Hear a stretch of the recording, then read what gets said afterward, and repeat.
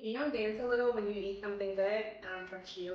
I'm so excited to share this lasagna soup recipe with you. If you love lasagna but don't have time to make it often or you're looking for a healthier option, this lasagna soup recipe is perfect for you. It has all the flavors and components of traditional lasagna, but it only takes 30 minutes to make. It's comforting, creamy, high in protein, fiber, and so many vitamins and nutrients. This recipe is also vegan and gluten-free, but honestly, you'd never be able to tell. We are starting with our mise en place, which just means to prep and organize all of our ingredients and equipment in place before we start cooking. This is gonna make cooking easier and faster, trust me. We did it in culinary school and you do it in restaurants as well. I just added a damp paper towel under my cutting board. This is one of my favorite cooking hacks because it allows the cutting board to anchor or stick to the countertop, which makes chopping a lot easier so that your cutting board is not sliding around. The base of our recipe is a mirepoix, which is just the combination of onion, carrot, garlic, and celery. So we're not gonna do celery in today's recipe, but we do have our onion, carrot, and garlic. It's the perfect base for many soups, stews, and sauces. And I'm doing about a 1/4-inch dice on my veggies. This does not need to be perfect. You just wanna make sure everything is close to the same size so that it cooks evenly in your pan. I think I chopped way too much onion, so we won't use all of it. But you need about a cup or so of chopped onions. And then we're gonna do about 5 cloves of garlic as well. And my onion, carrot, and garlic are gonna cook together at the same time, so I'm just combining them as I chop. I love to use fresh garlic. I think the flavor just comes through more and it's just tastier and a little healthier than the pre-minced or chopped garlic at the store. But you can totally use that if you are short on time as well. I'm just getting a little aggression out as I peel my garlic. And again, we're using about 5 garlic cloves. You can never have too much. And to chop my garlic, I like to slice and then dice it just like you do your onion. And then I'll go back over those slices and chop those down nice and small. Now I've already added 5 cloves of garlic to this recipe, so you don't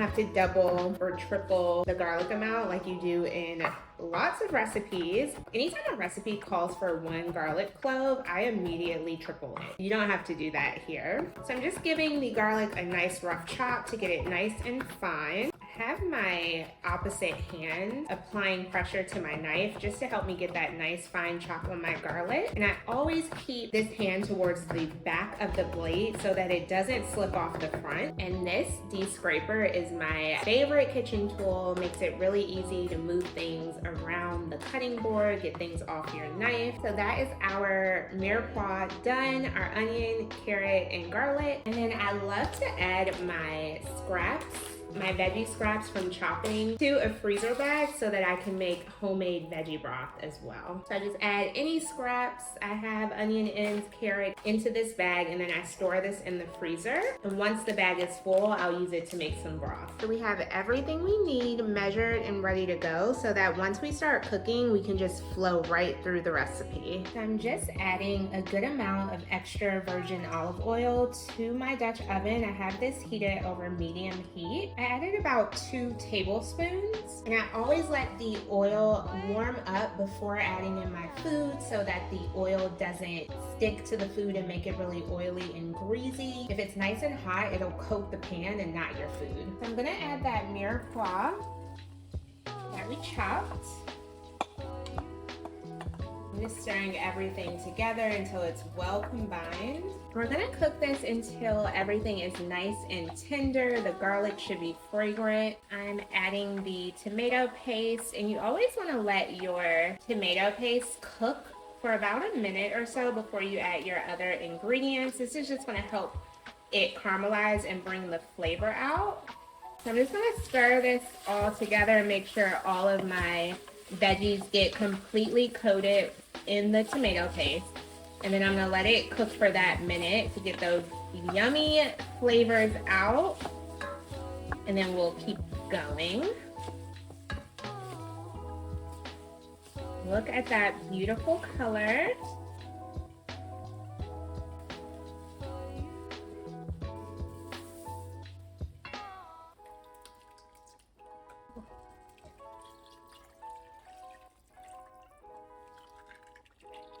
It's already smelling so good in here. I wish y'all could smell this. So I'm just stirring everything together really well. And I'm gonna bring this up to a boil. So now that we're boiling, I'm gonna reduce the heat down to a more gentle simmer and then let this simmer until the lentils are nice and tender.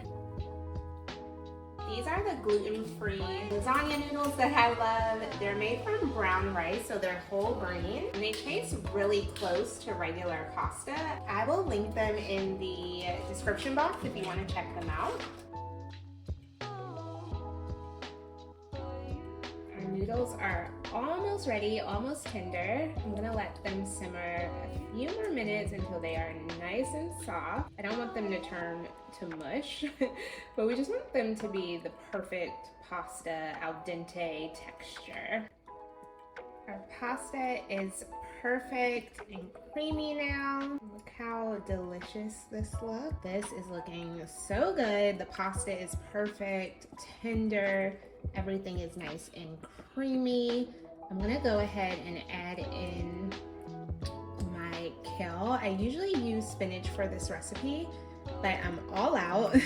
I think I used it all in my smoothie. So I'm gonna add a little bit of curly kale instead. And I'm just gonna stir this in until it's nice and soft and wilted. We gotta get our greens in. I love to add greens to any recipe I can. And as soon as our kale is soft and wilted, we are ready to eat. Look how good this looks. So we have all of the flavors of a traditional lasagna in this pot.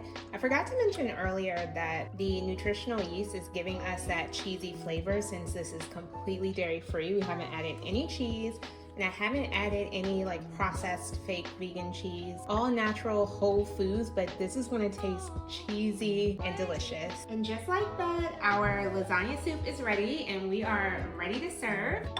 I'm grabbing some vegan ricotta and fresh parsley for serving. I am so excited to eat this. It's kind of gloomy outside today, so this is the perfect comfort meal.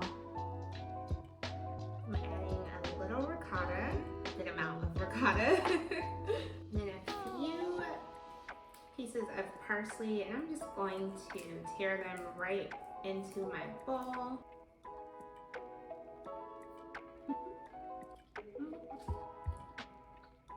If you don't dance a little when you eat something good, I don't trust you. This is so good. I need to wrap up the video so I can go eat. But this lasagna soup alone is a full balanced meal. But if you wanted to take it up a notch, some homemade garlic bread would be delicious. Or if you're currently looking to cut back, you could pair this with a side salad, maybe eat a smaller portion of the lasagna soup, and then fill out your meal with the salad. Thank you so much for cooking with me today. If you make the lasagna soup, please comment below and let me know how it went. If you want to see more healthy, delicious recipes, please like and subscribe, and I'll see you soon.